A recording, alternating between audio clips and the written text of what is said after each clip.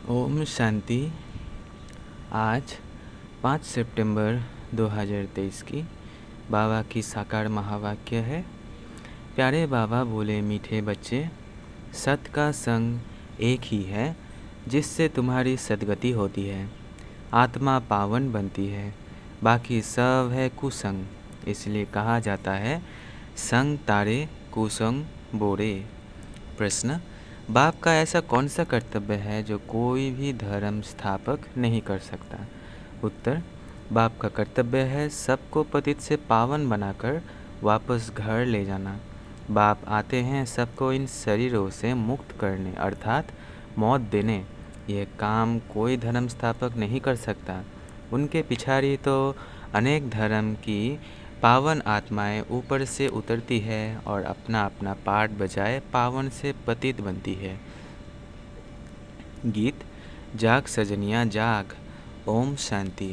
बच्चों ने गीत सुना। किसने सुनाया? साजन ने। सब है सजनिया जिसको भक्तिया कहा जाता है। भगवान एक है जिनको भक्त याद करते हैं तो उसको कहा जाता है साजन। भक्त कहने से मेल अथवा फीमेल दोनों उसमें आ जाते हैं। तो सब हो गई सीताएं। राम एक है, भक्त अनेक है, भगवान एक है। उस भगवान को कहा जाता है परम पिता। लौकिक बाप को परम पिता नहीं कहेंगे, वह है लौकिक शरीर देने वाला पिता। परम पिता है परम धाम में रहने वाला, सब आत्माओं का पिता। हर एक मनुष्य को दो बाप है, एक लौकिक, दूसरा पारलौकिक बाप। लौकिक बाप का जन्म बाय जन्म वर्षा अलग होता है। हर एक जन्म में बाप अलग अलग रहते हैं। तुम विचार करो, कितने जन्म लेते हैं, कितने बाप मिलते होंगे? 84। हाँ, 84 जन्मों में ज़रूर 84 बाप और 84 माँ मिलेंगे। हर जन्म में एक ही लौकिक बाप और एक ही माँ रहती है। दूसरा बाप है परमपिता परमात्मा। परंतु सतयुग त्रेता में कभी ओ गॉड फादर कहे याद नहीं करते। हे परमपिता परमात्मा, मेहर करो, ऐसे कभी नहीं कहते। इसलिए समझाया जाता है सतयुग त्रेता में एक ही बाप होता है। फिर द्वापर कलयुग, जिसको भक्ति मार्ग कहा जाता है, वहाँ सबको दो बाप है, मेल अथवा फीमेल, सबको दो बाप है। पारलौकिक बाप को याद करते हैं क्योंकि यह दुखधाम है।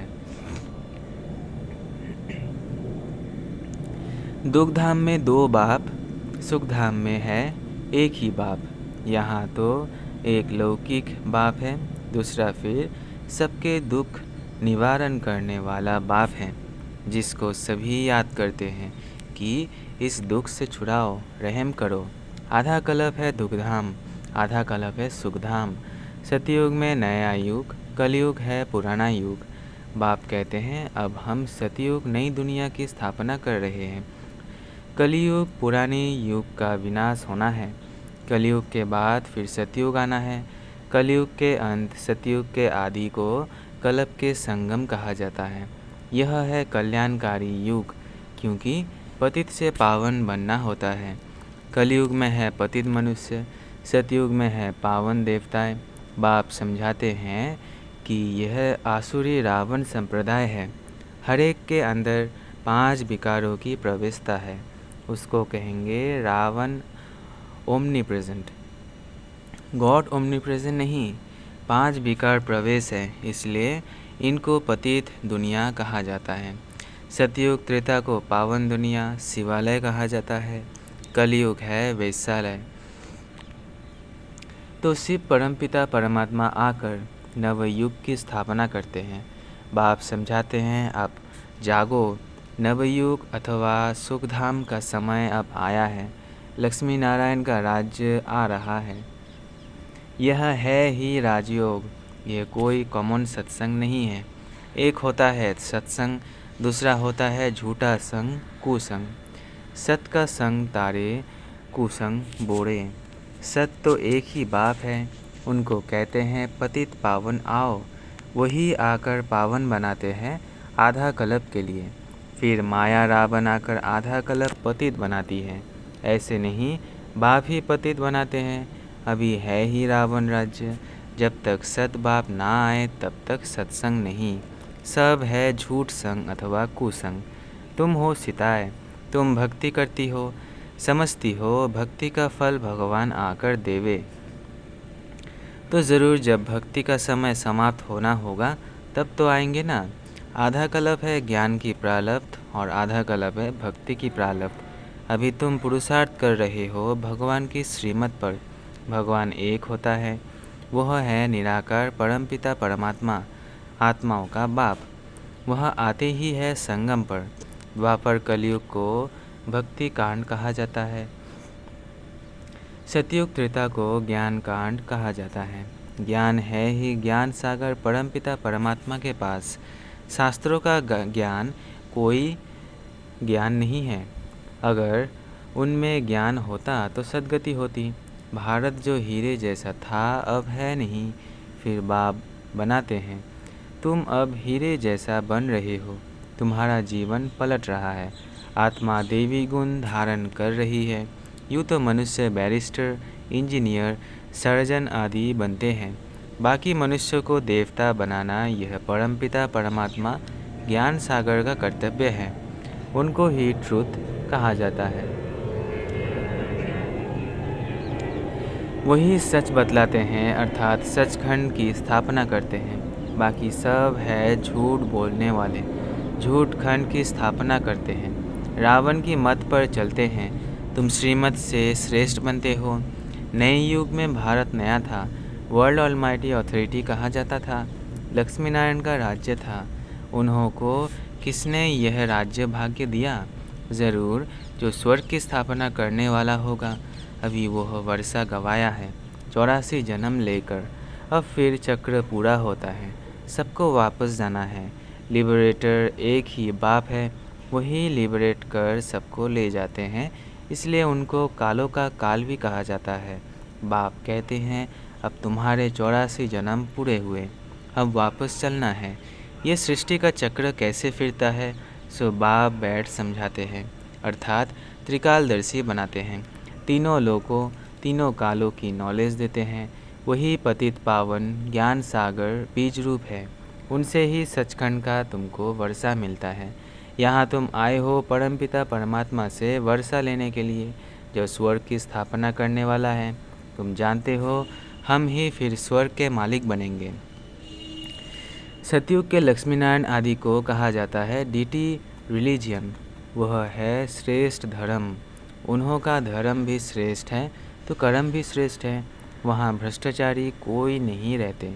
द्वापर कलयुग में फिर एक भी श्रेष्ठाचारी नहीं रहते। बाप को भूलने के कारण ही बुरी गति हुई होती है।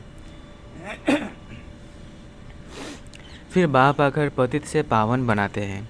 धर्म स्थापक कोई पतित से पावन बनाने नहीं आते। पतित पावन तो एक ही बाप है, वही सच्चा गुरु है। बाकी वो तो आकर अपना धर्म स्थापन करते हैं। ऊपर से पावन आत्माएं आती है, फिर पतित बनती हैं। इस समय सब पतित हैं। सबको पावन बनाना बाप का ही काम है। वही पतित पावन है। गुरु नानक ने भी उस सद्गुरु की महिमा की है।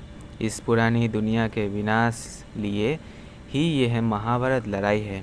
बाकी ऐसे नहीं, तुमको लड़ाई के मैदान में ज्ञान देते हैं। ज्ञान के लिए तो एकांत चाहिए, 7 रोज़ भट्टी में रहना पड़े। बाकी तो है भक्ति की सामग्री। भक्तों में भी कोई बड़े तीखे तीखे होते हैं। रुद्र माला भी है तो भक्त माला भी है। वह है भक्तों की माला, यह है ज्ञान माला। ऊपर में शिव, फिर युगलदाना, फिर है उनकी वंशावली। जो माला मनुष्य सिमरते हैं, राम राम करते रहते हैं क्योंकि दुखी है। रावण संप्रदाय राम को याद करते हैं कि आकर अपना बनाओ। अभी तुम ईश्वरीय गोद में आए हो। वास्तव में सब आत्माएं परमपिता परमात्मा की संतान है। मनुष्य सृष्टि प्रजापिता ब्रह्मा की संतान है। प्रजापिता ब्रह्मा द्वारा मनुष्य सृष्टि रूपी रची जाती हैं। आत्मा तो अविनाशी है, आत्माओं का अविनाशी बाप है। अभी तुमको 2 बाप हैं, एक विनाशी, दूसरा अविनाशी। ब्रह्मा भी शरीर छोड़ देते हैं, शिव बाबा को तो अपना शरीर है नहीं, वह तो जन्म मरण रहित हैं। जन्म मरण में तुम बच्चे आते हो, तुम आदि सनातन देवी देवताओं के ही 84 जन्म है। हिसाब है ना, गुरु नानक को तो 500 बरस हुए, तो इतने में 84 जन्म कैसे लेंगे? बाकी लाखों जन्म की तो बात ही नहीं। बाप समझाते हैं अभी सबके जन्म आकर पूरे हुए हैं। फिर नए सिर खेल सतयुग से शुरू होगा। सतयुग में तो थोड़े चाहिए, बाकी इतने सब कहाँ जाएंगे? उन्हों के लिए ही यह भंबोर के आग लगनी है। इन बॉम्ब्स, नेचुरल कैलेमिटीज़ आदि से सब खत्म हो जाएंगे, बाकी आत्माएं सब चली जाएंगी मुक्तिधाम। यह कयामत का समय है, सबको वापस जाना है। भारत को अविनाशी खंड कहा जाता है, क्योंकि भारत ही बाप का जन्म स्थान है। शिव बाबा भारत में ही आते हैं। पतित पावन बाप यहाँ जन्म लेते हैं, तो गोया सभी धर्म वालों के लिए भारत बड़े ते बड़ा तीर्थ स्थान है। इतना भारत का महत्व है, परंतु महत्व को उड़ा दिया है। यह भी ड्रामा का खेल है, जो बाप ही आकर समझाते हैं। बाप कहते हैं मैं ही ज्ञान का सागर हूँ। लक्ष्मी नारायण को ज्ञान सागर नहीं कहा जाता, उनमें रचयिता और रचना के आदि मध्य अंत का ज्ञान नहीं है। वो ज्ञान ज़रूर तुम्हारे में है। तुम ही मनुष्य से देवता बनते हो। तुम यहाँ आते हो पतित से पावन बन, पावन दुनिया का मालिक बनने। बाप आत्माओं से बैठ बात करते हैं। निराकार बाप इनके ऑर्गन्स का लोन लेकर पढ़ाते हैं। तुम्हारी आत्मा भी इन ऑर्गन्स से सुनती है। बाबा ने समझाया है आत्मा स्टार है, जो भ्रिकुटी के बीच रहती हैं, और वह बाप है सुप्रीम आत्मा। वो सुप्रीम आकर इनको आप समान सुप्रीम बनाए साथ ले जाते हैं। सब आत्माओं का गाइड है। उनको ही दुख हरता सुख करता कहा जाता है। दुख से तुमको लिबरेट कर ले जाएंगे। सतयुग में दुख होता नहीं, नवयुग की नॉलेज भी नहीं है। यह बातें मनुष्य ने कभी सुनी नहीं है। भल अच्छे और बुरे मनुष्य हैं, परंतु है सब पतित। तब तो गंगा पर स्नान करने पावन बनने जाते हैं। गंगा का पतित पावनी नाम रख दिया है। वास्तव में पतित पावन तो बाप को ही कहा जाता है। पतित दुनिया के बाद फिर पावन दुनिया की स्थापना होती है। सतयुग को वाइसलेस वर्ल्ड कहा जाता है, और वह है साइलेंस इनकॉर्पोरियल वर्ल्ड। आत्माएं यहाँ आकर पार्ट बजाती हैं। पार्ट है 84 जन्मों का। तुम ऑलराउंड पार्ट बजाते हो। यह है बना बनाया ड्रामा। हर एक में अपना अपना पार्ट अविनाशी है, वो कभी मिटता नहीं है। तुम 84 जन्म भोगते रहेंगे। चक्र का आदि अंत नहीं है। ड्रामा कब शुरू हुआ यह प्रश्न नहीं उठता। ना आदि है ना अंत है। सतयुग आदि सत है भी सत, होशी भी सत। इस चक्र को समझने से तुम स्वर्ग के चक्रवर्ती महाराजा महारानी बनते हो। उसको वर्ल्ड ऑलमाइटी अथॉरिटी राज्य कहा जाता है, जो वर्ल्ड ऑलमाइटी बाप से मिलता है। तुम बेहद के बाप से 21 पीढ़ी के लिए सदा सुख का वर्षा पाते हो। बाप को कहा जाता है हेवनली गॉड फादर। हेवन का वर्षा देने वाला बाप कहते हैं मैं कल्प के संगम युग पर आकर स्वर्ग का वर्षा देता हूँ। जो पुरुषार्थ करेंगे वह सूर्यवंशी राजाई में आएंगे। यह कोई कॉमन सत्संग नहीं है, यह है गॉडली यूनिवर्सिटी।